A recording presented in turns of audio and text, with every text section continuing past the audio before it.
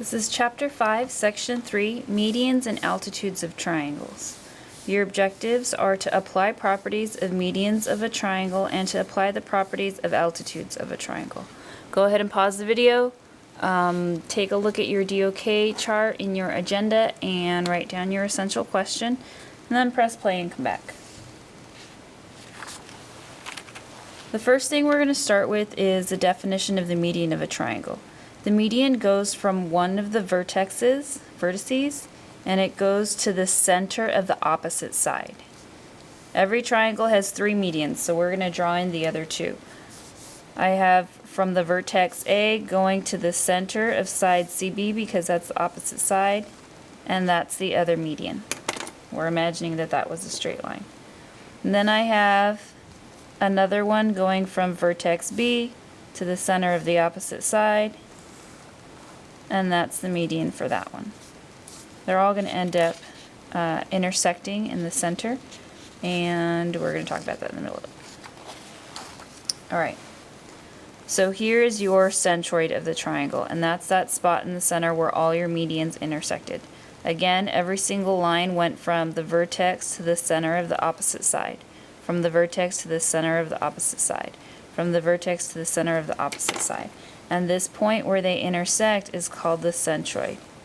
And the centroid theorem tells you that from the vertex to the centroid is going to be 2/3 of that entire thing. So if I'm going from A to the centroid, which is labeled P, that's 2/3 of AY.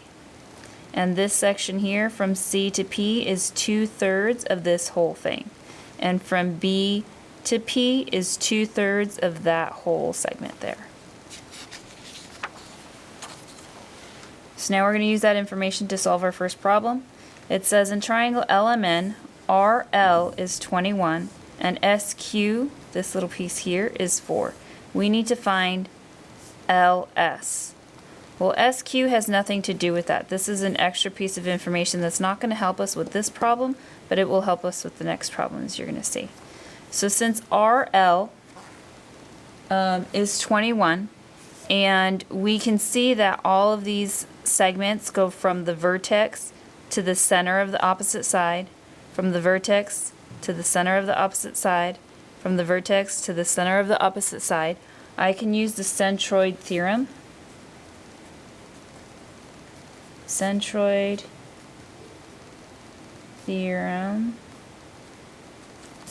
and that says that LS, which is what I'm looking for, LS is going to be 2/3 of RL, and that told us that RL was 21, so I have 2/3 of 21 is going to equal LS, and if I multiply that, I get LS equals 14. And that's what I was looking for. Your next example, same triangle, they give you the RL is 21 and SQ is 4. Now we're looking for NQ. So this is our extra piece of information. We just need this one here. SQ is 4 and NQ is what we're looking for. Again, using the centroid theorem. Centroid theorem. Oh, that's supposed to be an H. M. Okay. I can say that NS is going to be 2/3 of NQ. NS is 2/3 of that whole thing.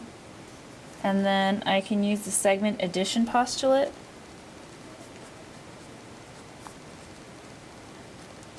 Segment addition postulate to say that NS plus SQ is going to equal NQ. NS plus SQ is going to equal NQ. And we know that NS is equal to 2/3 NQ, so that's what we're going to substitute into that part right there. So I have 2/3 NQ plus, they told us SQ was 4, is going to equal NQ. Now I have one unknown, and I can solve for that unknown. So this is algebra. We're going to subtract 2/3 NQ from both sides. Minus 2/3 NQ. These are going to cancel each other out because they're opposites. I have 4 equals, this is 3/3 because it's 1. So 3/3 minus 2/3 leaves me with 1/3 NQ. To get the NQ by itself, I have to multiply by the reciprocal. So I'm going to multiply both sides by 3/1. This makes a giant 1. I'm left with NQ equals 3 times 4 is 12. And that's the distance that I was looking for. NQ is 12.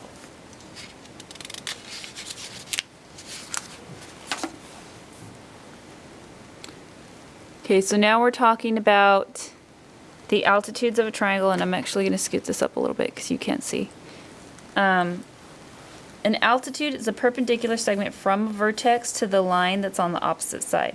So if this is my vertex, this is my line on my opposite side, this is not going to run perpendicular to this one if I go inside the triangle. It's going to be at a diagonal. So you have to extend that line. It's kind of like an auxiliary line that you're going to draw in so that you can draw an altitude that is perpendicular. And I'm actually going to draw my altitude in this pink color, or purple. Okay, so that's my altitude. I'm going to cover that up. So it's from the vertex 90 degrees to the opposite side. So here's my triangle, and this is my altitude. Now you can continue to turn your paper, and I think maybe I'll do that because that would be easiest to follow. Now I have a new base, and my vertex for my triangle is out here. Where is it? Here. My vertex for my triangle is here. And so I'm going to go 90 degrees to my new base. This is my new altitude, because that's 90 degrees to the base. And you'll see that it crosses my other altitude out here in this spot. Now the place where all your altitudes cross is called your orthocenter.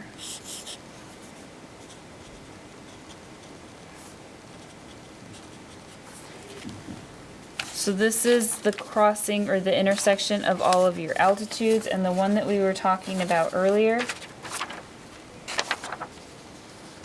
the centroid, is where your medians cross. So you need to make sure that you don't confuse these two.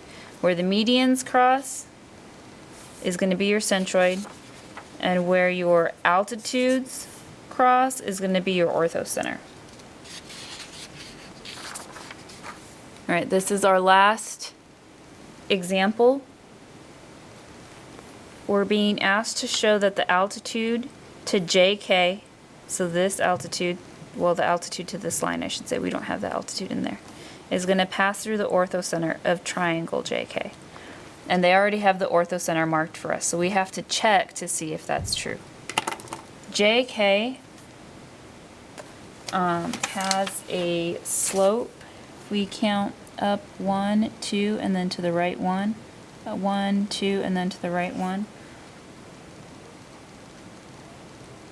I have the slope of line JK is 2 over 1, rise over run.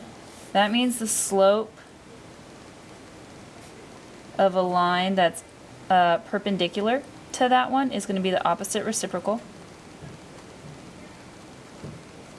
Opposite reciprocal, opposite of positive is negative, reciprocal of 2 over 1 is 1/2. So we're looking for a line with a slope of 1/2, and if it's going to be the altitude, then it needs to go through this vertex here. So the point is positive 2, 2, 2, 2. Can you see that? There you go. And then we know that the altitude is going to go through this point, and it's going to have this slope Now I can use point slope form. That's your bell. You guys are actually going to be coming into class right now, so I better hurry this up. I have the slope of a negative 1/2, and then my y value here is 2 times x minus 2, and then I'm going to distribute the 1/2. I'm actually going to let you do this work on your own, but if you distribute the 1/2 and then you subtract, or excuse me, you add the opposite, so you add 2 to both sides, you're going to end up getting y equals a negative 1/2 x plus 3. And then you need to substitute the orthocenter into your problem. So this is your x value, this is your y value, that's a 4, equals a negative 1/2, and then you're going to add 3. If you multiply and distribute that out, you're going to end up getting 4 equals 4. Alright, you guys are already in the classroom, so I will talk to you about this tomorrow.